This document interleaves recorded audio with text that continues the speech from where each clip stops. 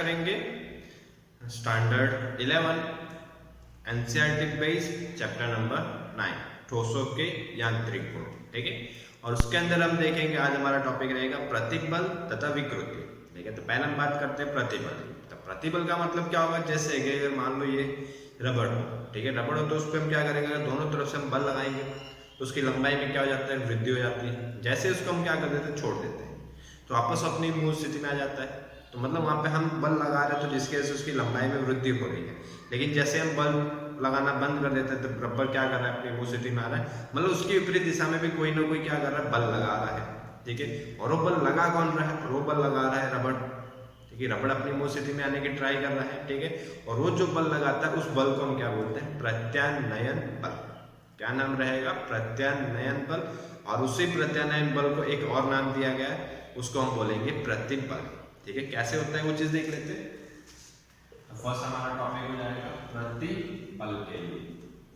ठीक है, जैसे मान लेते हैं यहाँ पे हमने क्या कंसीडर कर ली, ये हमारा क्या हो गया, रबर हो। ठीक है, और इस रबर पे हम क्या कर रहे हैं, इस दिशा में एक बल लगा रहे हैं F, और इधर से भी एक बल लगा रहे हैं। ठीक है, तो इसकी लंबाई में वृद्धि हो गई, और लंबाई में वृद्धि हो गई, मान लो रबर हो गया कितना। ठीक है, और कितना कंसीडर कर लेते हैं, ये मान लो हो गया 10 सेंटीमीटर, तो ये कितना हो गया 20 सेंटीमीटर।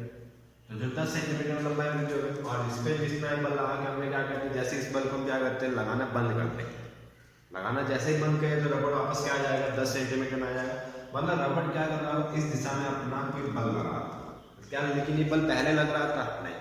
जैसे हमने बल लगाना स्टार्ट किया, जैसे हम बल लगाते हैं तो विपरीत दिशा में क्या करता है, रबड़ भी बल लगा रहता है। लेकिन रबड़ की बल की तुलना में हमारा बल का मान कैसा रहता है, ज्यादा रहता है। इसकी वजह से हम क्या कर सकते हैं, लंबाई में परिवर्तन कर सकते हैं। ठीक है, लेकिन जैसे हम अपना बल लगाना बंद करते हैं तो रबड़ इस बल की वजह से, इन दोनों बल की वजह से वापस क्या आता है, अपनी मूल स्थिति में आ जाता है, और कितना हो जाता है 10 सेंटीमीटर। ठीक है, तो ये बल जो हमने लगाया इसको हम क्या बोलते हैं, बाह्य। ठीक है, इसको हम क्या बोलेंगे, बाह्य बल। और जो वापस आने के लिए जो लगा रहे हैं तो उसको हम क्या चीज कंसीडर कर सकते हैं, उसको हम बोलेंगे प्रत्यानयन बल, या फिर और एक बोल सकते हैं प्रतिबल। ठीक है, तो बल तो हो गया, लेकिन प्रतिबल बोलने के लिए थोड़ा सा एक फर्क है। प्रतिबल को हम दर्शाएंगे सिग्मा से। ठीक है, प्रतिबल को हम किससे दर्शाएंगे, सिग्मा से। इस सिंबल का नाम क्या रह जाएगा, हमारा सिग्मा। ये थोड़ा सा याद रखना, ये हो गया हमारा सिग्मा। और उसके लिए सूत्र क्या होता है, सिग्मा के लिए हमारा सूत्र होगा फोर्स बटे क्षेत्र, इस बल बटे क्षेत्रफल। इस बल तो लग रहा है, लेकिन कितने क्षेत्रफल पे लग रहा है वो हमें क्षेत्रफल डिवाइड करोगे तो तुम्हें क्या मिलेगा, प्रतिबल मिलेगा। ठीक है, सिंपल सी चीजें, ज्यादा सोचने वाली बात नहीं है। ठीक है, लेकिन अब इसमें देखो क्षेत्रफल कौन सा, देखो पूरा क्षेत्रफल नहीं लेना है हमें, उसका अनुप्रस्थ काट क्षेत्रफल लेना है। जैसे मान लो मार्कर हो गया, ठीक है, इसमें हमें इस तरह से बल लगा, तो अब इसमें 3 क्षेत्रफल है। एक ये वृत्त वाला भाग है, और एक ये वृत्त वाला भाग है, और ये वक्र वाला भाग है। ठीक है, हम बल कहाँ लगा रहे थे, ये जो सर्कल वाले भाग थे इस पे हम बल लगा रहे थे, और यहाँ पे भी इस पे बल लगा रहे थे। कैसे, जैसे मान लो अगर देखें, ठीक है, हमने यहाँ पे बल लगाया तो हमें ये बल लेना है, और इसका ये जो क्षेत्रफल है ये वाला क्षेत्रफल हमें लेना है। हमें पूरे क्षेत्रफल से कोई लेना देना नहीं, हम जहाँ पे बल लगा रहे हैं और बल के जो लंबवत जो क्षेत्रफल है, जैसे बल हम लगा रहे हैं इस दिशा में, ठीक है, और ये वाला जो क्षेत्रफल होता है, बल हमने लगाया इस दिशा में, और ये वाला जो क्षेत्रफल होता है उस क्षेत्रफल को हमें यहाँ पे कंसीडर करना है। तो बल बटे जो क्षेत्रफल, जो राशि मिलेगी, जो चीज मिलेगी, उस चीज को हम क्या बोलेंगे, प्रतिबल। ठीक है, और उसके लिए अगर मात्रक देखें तो मात्रक क्या आ जाएगा, बल का मात्रक हो जाएगा न्यूटन, और क्षेत्रफल के लिए मीटर स्क्वायर, तो क्या आ जाएगा, न्यूटन पर मीटर स्क्वायर। ठीक है, इतनी चीजें। अब इसमें अगर देखें तो इसके 2 प्रकार होंगे। ठीक है, फर्स्ट अगर देखें तो फर्स्ट होगा हमारा तनन प्रतिबल,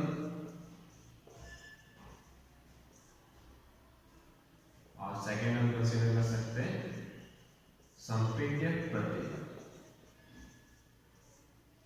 ठीक है, 2 हो जाएगा, एक तनन प्रतिबल और एक हो जाएगा हमारा संपीड्य प्रतिबल। तनन प्रतिबल मतलब क्या, जब तनाव होगा, तो तनाव कब होता है, जब किसी चीज को हम खींचेंगे। तो रबड़ को हम जब खींच रहे हैं, ठीक है, तो हमने बल लगाया बाहर की तरफ, तो रबड़ कहाँ बल लगा रहा है, अंदर की तरफ। ठीक है, तो उस समय जो प्रतिबल उत्पन्न हो रहा है तो उसको हम क्या बोलेंगे, तनन प्रतिबल। ठीक है, तनाव की वजह से, इसकी लंबाई में वृद्धि की वजह से अगर कोई चीज होता है तो उसमें अगर जो प्रतिबल उत्पन्न होता है तो उसको हम क्या बोल सकते हैं, तनन प्रतिबल। ठीक है, और दूसरा अगर बात करें संपीड्य की, संपीड्य का मतलब अगर तुमने स्प्रिंग को देखा हो तो जैसे हम स्प्रिंग को क्या करते हैं, दबाते हैं, जैसे ही बल लगाना बंद करते हैं स्प्रिंग वापस कहाँ आती है, वो स्थिति में आती है। और हम दबाते, बड़ी सी स्प्रिंग होती है उसको हम दोनों हाथों से ऐसे दबा देते हैं, फिर हम जैसे ही छोड़ देते हैं तो वापस कहाँ आती है, वो स्थिति में आती है। हम क्या कर रहे हैं, संपीड्य कर रहे हैं, मतलब हम उसको छोटा करने की ट्राई कर रहे हैं और वो क्या करने की ट्राई कर रहा है, बड़ा करने की। उस समय जो प्रतिबल लग रहा है उसको हम क्या कंसीडर कर सकते हैं, संपीड्य प्रतिबल। ठीक है, इसके लिए अगर हम और कोई उदाहरण लें, और कोई उदाहरण में हम एक चीज और कंसीडर कर सकते हैं, जैसे मान लो तुमने स्पंज देखा होगा तो जो सोफे वगैरह बनाने के लिए हम यूज़ करते हैं, या फिर अगर नॉर्मली देखा हो तो गद्दे वगैरह रहते हैं, जैसे तुम सोफे पे बैठते हो तो क्या हो जाता है, दब जाता है। सोफे पे तुम बैठते हो तो दब जाता है, ठीक है, तो उस पर बल लगा, इसकी वजह से उसका आकार क्या हो गया, संपीड्य हो गया, मतलब दब गया। संपीड्य का मतलब होता है कंप्रेस होना, दबना। ठीक है, और जैसे तुम उठते हो तो सोफा अपनी क्या होता है, मूल स्थिति में आता है। तो वो बल किसने लगाया, सोफे ने अपना खुद अपनी मूल स्थिति में आने के लिए जो बल लगा, तो उस बल को हम क्या, या उस प्रतिबल को हम क्या कंसीडर करेंगे, संपीड्य प्रतिबल। तो लंबाई में अगर तनाव की वजह से जो लग रहा है तो उसको तनन प्रतिबल, और अगर दब रहा होता है किसी चीज को हम दबा रहे हैं और उस समय जो प्रतिबल उत्पन्न होता है तो उसको हम क्या बोलेंगे, संपीड्य प्रतिबल। ठीक है, तो ये हो जाएगा हमारा नॉर्मल सा प्रतिबल के लिए सूत्र। ठीक है, सूत्र इतना याद रखना, बल बटे क्षेत्रफल, और क्षेत्रफल कौन सा लेना है, जिसपे हम बल लगा रहे हैं उसके लंबवत वाला हमें सीक्वेंस में करना है। ठीक है, तो फटाफट इसका एक बार स्क्रीनशॉट ले लो और आराम से नोट डाउन कर लेना।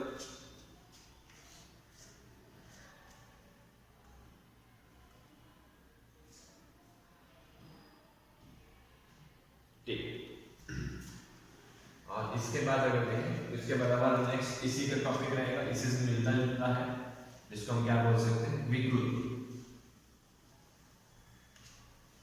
ठीक है, उसको हम क्या बोलेंगे, विकृति।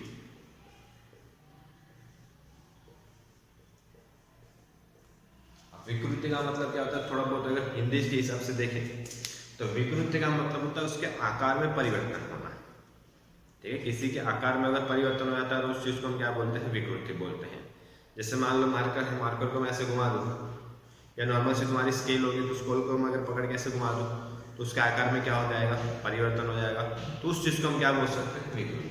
लेकिन विकृति में अगर हम और थोड़ा डिटेल में जाए तो विकृति का मतलब ये याद रख सकते हो, किसी पदार्थ के बल के कारण उसके आकार में जो परिवर्तन होता है उस परिवर्तन को हम क्या कर सकते हैं, विकृति बोल सकते हैं। बट इस विकृति में 3 प्रकार आएंगे। ठीक है, नाम याद रखना है, अनुदैर्ध्य विकृति, अपरूपण विकृति, और तीसरा आ जाएगा आयतन विकृति। ठीक है, तो सबसे फर्स्ट हमारा क्या आ जाएगा, अनुदैर्ध्य विकृति। ठीक है, फर्स्ट क्या आ जाएगा हमारा, अनुदैर्ध्य विकृति। अनुदैर्ध्य विकृति किससे संबंध रखेगी, उसके लिए थोड़ा सा अगर याद रखना तो याद रख सकते हो लंबाई से। ठीक है, इसका मतलब क्या हो जाएगा, किसी लंबाई से। ठीक है, तो लंबाई में कैसे, जैसे मान लो अगर हम क्या करते हैं, कोई तार होता है, अगर प्लास्टिक वगैरह तार, प्लास्टिक का तार होता है, तो तुमने अगर उसको मान लो कभी खींच के ऐसा किया हो तो क्या होता है, उसकी लंबाई में वृद्धि हो जाती है। तो उस लंबाई में वृद्धि होती है, उसके आकार में परिवर्तन हो गया।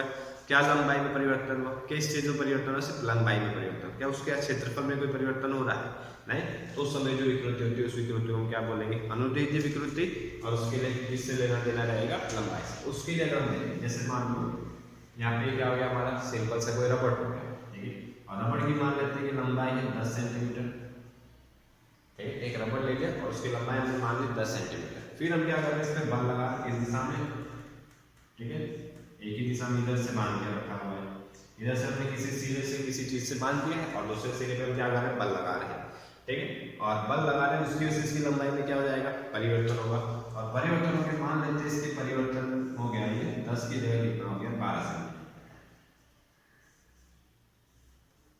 ठीक है, 10 की जगह कितना हो गया, 12 सेंटीमीटर। तो इसकी लंबाई में कितना परिवर्तन हुआ, फटाफट कमेंट करें, कितना हो जाएगा, 2 सेंटीमीटर। पहले 10 सेंटीमीटर था, अब लंबाई कितनी हो गई, 12 सेंटीमीटर। तो लंबाई में कितना परिवर्तन हुआ, 2 सेंटीमीटर। ठीक है, तो ये चीज कंसीडर कर सकते हो। अब इसके लिए चीज देखिए, इसको हम क्या बोलेंगे, एल, और इसकी लंबाई में जो परिवर्तन होगा तो उसको हम दर्शाएंगे किससे, डेल एल से। इसे दर्शाएंगे डेल्टा एल से। ठीक है, और डेल्टा एल के लिए हमारा सूत्र क्या हो जाएगा, डेल्टा एल कितना आएगा हमारा, 2 सेंटीमीटर। ठीक है, अब इसके लिए अगर हमें दर्शाना तो विकृति को हम पहले से क्या करते हैं, दर्शाएंगे किससे, एप्सिलॉन से। ठीक है, इस सिंबल का नाम बताया था क्या रहेगा, एप्सिलॉन। ठीक है, एप्सिलॉन, ठीक है, ये चीज जो आएगी। और इसके लिए अगर लंबाई किसे ले लेना है तो इसके लिए नॉर्मल सा हमारा सूत्र आएगा epsilon L is equal to delta L upon L, ठीक है। अनुदैर्ध्य विकृति को किससे दर्शाएंगे, एप्सिलॉन एल से। और उसके लिए सूत्र अगर हम देखें तो सूत्र क्या आ जाएगा, del L upon L. Del L इसकी उसकी लंबाई में जो परिवर्तन हो रहा है बटे मूल लंबाई, ठीक है। पर लंबाई में जो परिवर्तन हो रहा है तो इसका कितना हुआ था 2 सेंटीमीटर, और उसकी मूल लंबाई कितनी थी 10 सेंटीमीटर। तो उन दोनों का जो अनुपात होगा उस अनुपात को हम क्या बोल सकते हैं, अनुदैर्ध्य विकृति, ठीक है। चीज रहेगी नॉर्मल से इजी से, ठीक है। अब इसके लिए अगर मात्रक की बात करें तो जो लंबाई में परिवर्तन है तो उसको भी क्या लिखेंगे 2 सेंटीमीटर, और नीचे लंबाई में है वो भी क्या है सेंटीमीटर। तो सेंटीमीटर सेंटीमीटर क्या हो जाएगा, कैंसर। तो इसमें से एक चीज याद रखना, कोई भी प्रकार की कभी विकृति होगी तो चीज क्या हो जाएगी, वो चीज होगी हमारी मात्रक रहित, मीन्स विमा रहित, मीन्स उसका कोई मात्रक कभी नहीं होगा। क्योंकि जैसे तुम लंबाई बटे लंबाई करोगे तो मीटर अपॉन मीटर कैंसिल हो जाएगा, क्योंकि परिवर्तन भी अगर लंबाई में कर रहे हैं तो परिवर्तन जो होगा तो मीटर में ही मिलेगा, ठीक है। इसकी वजह से जैसे यहाँ पे हमने देखा अगर 2 सेंटीमीटर था और डिवाइड में क्या था 10 सेंटीमीटर, 2 सेंटीमीटर बटे 10 सेंटीमीटर, तो दोनों में से सेंटीमीटर सेंटीमीटर क्या हो जाएगा कट, तो बचेगा क्या, कुछ भी नहीं। तो इसके लिए कैसी है, बीमा रहित राशि है, कौन सी, विकृति, ठीक है रहेगा। तो फटाफट इसका भी स्क्रीनशॉट ले लो।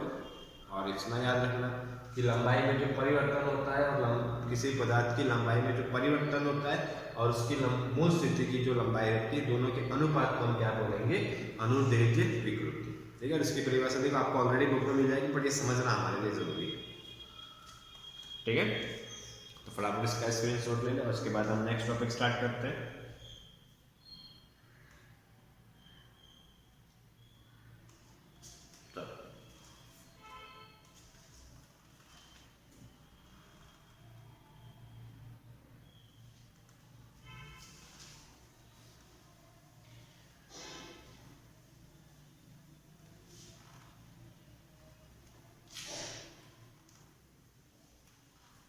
अब इसके बाद अगर हम नेक्स्ट देखें तो नेक्स्ट हमारा रहेगा अपरूपण विकृति, सेकंड नंबर।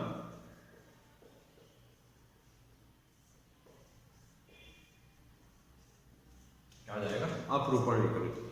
अपरूपण का मतलब होगा आकार से, ना लंबाई से, ना क्षेत्रफल से, ना किसी चीज से। किससे मतलब रहेगा, आकार से। उसके लिए अगर हम चीज देखें तो नॉर्मली अगर तुमने कभी देखा हो तो जो बॉक्स वगैरह रहते हैं बड़े बड़े पैकिंग के लिए, जैसे मान लो टीवी का बॉक्स हो गया, फ्रिज का बॉक्स हो गया, जो बड़े बड़े कार्टून जैसे बॉक्स रहते हैं, उन पर अगर तुम क्या करते हैं, बल लगाते हैं। तो बल लगाते हैं तो क्या होता है, दब जाते हैं।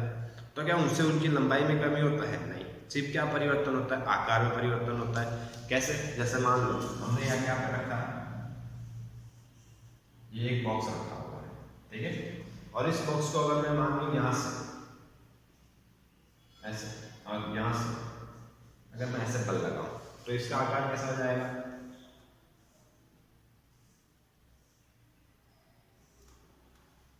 कुछ इस तरह से होगा। अब यहाँ से तुम बल लगा रहे हो, इस पकड़ को बॉक्स को अगर तुम खींचोगे तो इस तरह से उसके आकार में क्या हो जाएगा, परिवर्तन होगा। तब क्या उसकी लंबाई में परिवर्तन हुआ, ये जो लंबाई मान लो अगर 10 सेंटीमीटर है, यहाँ पे भी ये कितनी रहेगी 10 सेंटीमीटर। अगर ये मान लो है तुम्हारी है 5 सेंटीमीटर, तो ये भी कितना रहेगा 5 सेंटीमीटर। तो सिर्फ बदलाव किसके अंदर हुआ, अगर यहाँ पे हम सिर्फ बात करें बदलाव की तो किस चीज में परिवर्तन हुआ, तो यहाँ पे जो परिवर्तन हुआ सिर्फ किस में परिवर्तन हुआ, आकार में, रूप में। इसके लिए इसको क्या बोलते हैं, अपरूपण विकृति। अपरूपण मतलब उसके अंदर रूप आया, मतलब आकार में जो परिवर्तन होता है वो किसी बल के कारण, तो उसको हम क्या बोलेंगे, अपरूपण विकृति, ठीक है। कई चीजें आएगी जैसे कि अब बॉक्स हो गया, अगर नहीं हो तो तुम प्रैक्टिकल भी कर सकते हो। जैसे मान लो बॉक्स होगा, बॉक्स के ऊपर तुम लगा तो बॉक्स कैसा जाता है, दब जाता है। दब जाता है तो उसकी जो बॉक्स की जो ऊपर की सरफेस होगी, क्या उसका क्षेत्रफल बदलता है, नहीं, क्या उसकी लंबाई बदलती है, नहीं, तो सिर्फ क्या परिवर्तन होता है उसके आकार में। इसके लिए उसको क्या बोलेंगे, अपरूपण विकृति, ठीक है। और इसके लिए अगर हम चीज देखें तो इसके लिए एक चीज कंसीडर कर सकते हैं। देखो यहाँ पे सिर्फ किसमें परिवर्तन हुआ, कोण में। अभी कोण कितने हैं 90 डिग्री, और अब कोण क्या हो गया, ठीक है। अब कोण बदल गया तो उसके लिए एक चीज कर सकते हैं, ठीक है। क्या चीज कंसीडर कर सकते हैं, देखो ये बदला, ठीक है, ये बदल गया, ये कितना आगे गया, जैसे पॉइंट यहाँ था, पॉइंट यहाँ चला गया। मान लेते हैं x इतना गया और ये कितना है तुम्हारा h, इसको मान लेते हैं थीटा, ठीक है। तो इसके लिए फॉर्मूला में क्या रखना है, tan थीटा, मीन्स थीटा में परिवर्तन होगा, कोण में परिवर्तन होगा इसी पर, ठीक है, ना लंबाई में परिवर्तन ना चौड़ाई में परिवर्तन होता है, ठीक है। तो इसके लिए अगर सूत्र लिखे तो क्या आएगा, सामने की tan थीटा के लिए अगर सूत्र देखें तो क्या रहता है सूत्र, सामने की भुजा बटे पास की भुजा। तो सामने की भुजा क्या हो जाएगी h और पास की भुजा क्या हो जाएगी x। तो बस ये फॉर्मूला याद रखना है, इसके लिए क्या हो जाएगा tan theta is equal to h/x, ठीक है। तो फटाफट देखो इसका भी स्क्रीनशॉट ले लो और आराम से नोट डाउन कर लेना।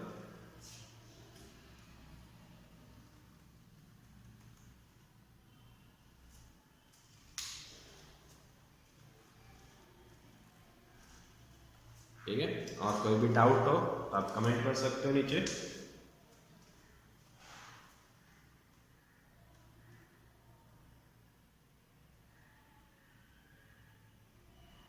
ओके, वीडियो देखने के लिए थैंक यू, और पसंद आया तो सब्सक्राइब ज़रूर करना।